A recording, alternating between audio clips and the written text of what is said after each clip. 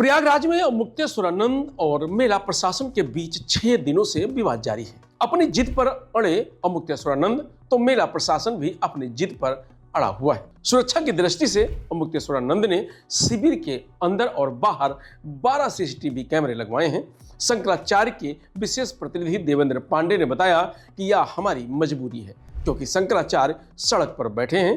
प्रशासन और उसके गुंडे संत के भेष में तैनात यहाँ घूम रहे हैं। उनसे शंकराचार्य की जान को खतरा है। रात में आकर वीडियो बनाते हैं, पकड़े जाने पर कहते हैं कि नोटिस देने आए थे। इसी बीच मुक्तेश्वरानंद ने डिप्टी सीएम केशव प्रसाद मौर्य को समझदार नेता बताया है। उन्होंने कहा कि ऐसे व्यक्ति को उत्तर प्रदेश का मुख्यमंत्री होना चाहिए था, जो समझते हैं कि अफसरों से गलती हुई है। जो अकड़ में बैठा हो उसे मुख्यमंत्री नहीं होना चाहिए था।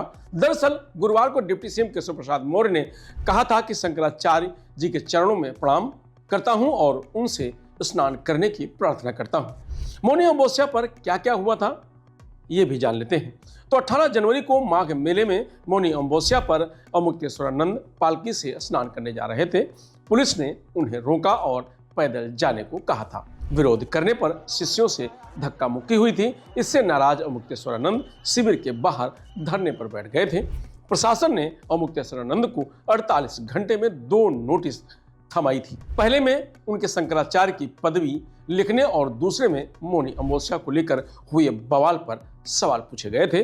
प्रशासन ने चेतावनी दी थी कि क्यों ना आपको हमेशा के लिए माघ मेले से बैन कर दिया जाए। मुक्तेश्वरानंद ने दोनों नोटिस के जवाब भेज दिए थे। यूपी के कैबिनेट मंत्री नंदगोपाल नंदी के बयान पर भी स्वामी मुक्तेश्वरानंद ने पलटवार करते हुए कहा कि जैसा सरकार वैसा उसका मंत्री।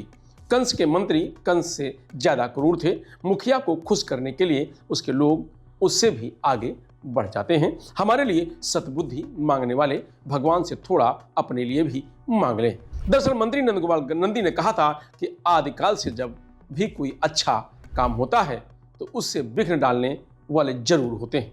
भगवान उन्हें सद्बुद्धि दे। शंकराचार्य मुक्तेश्वरानंद 6 दिन से माघ मेले में धरने पर बैठे हुए हैं। वो कहते हैं कि मुस्लिमों में जो धर्म गुरु होता है वही खलीफा होता है। सनातन में काल नेमी वाले बयान पर शंकराचार्य ने कहा कि चोला तो साधु का है और गौ हत्या हो रही है। अब आप बताइए कि काल नेमी कौन है। तो वहीं आप सांसद संजय सिंह शुक्रवार को शंकराचार्य स्वामी मुक्तेश्वरानंद से मिलने पहुंचे थे। उनकी तबीयत के बारे में जानकारी ली और कहा कि शंकराचार्य स्वामी मुक्तेश्वरानंद जी से उनके शंकराचार्य होने का प्रमाण मांगना बेहद दुर्भाग्यपूर्ण है। सुनिए संजय सिंह ने आगे और क्या कहा। इतना बड़ा दुर्भाग्यपूर्ण मामला है कि शंकराचार्य जी से शंकराचार्य होने का प्रमाण मांगा जा रहा है। जो लोग आज तक अपनी डिग्री नहीं दिखा पाए वो शंकराचार्य जी से शंकराचार्य होने का प्रमाण मांग रहे हैं।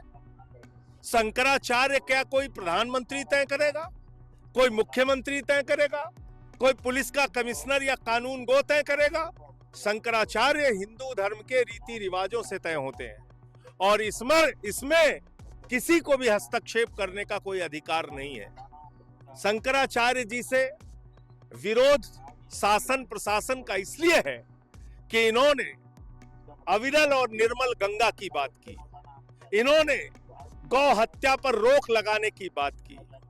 पूज्य शंकराचार्य जी ने माघ मेला जब महाकुंभ हुआ उस दौरान जो भगदड़ में मृत्यु हुई उस पर सवाल उठाया। तो इसलिए आज उस चिढ़ के कारण, उस जो इन्होंने समय समय पर अपना तीव्र विरोध दर्ज कराया, उसके कारण से शंकराचार्य जी का अपमान हो रहा है। इसलिए मैं अपना समर्थन देने के लिए आया हूं। यह आंदोलन ऐसा प्रतीत हो रहा है कि जिस तरह से प्रशासन का रुख है, शासन का रुख है, हो सकता है प्रयागराज से दिल्ली तक यह आंदोलन जाए तो वो दिल्ली में भी इसकी गूंज आपको सुनाई देगी। मैं अभी सिर्फ इतना कह रहा हूं, 28 तारीख से संसद शुरू हो रही है। संसद में इस मामले की गूंज आपको सुनाई पड़ेगी। फिलहाल इस खबर में इतना ही। आप देखते रहिए लोकमत हिंदी।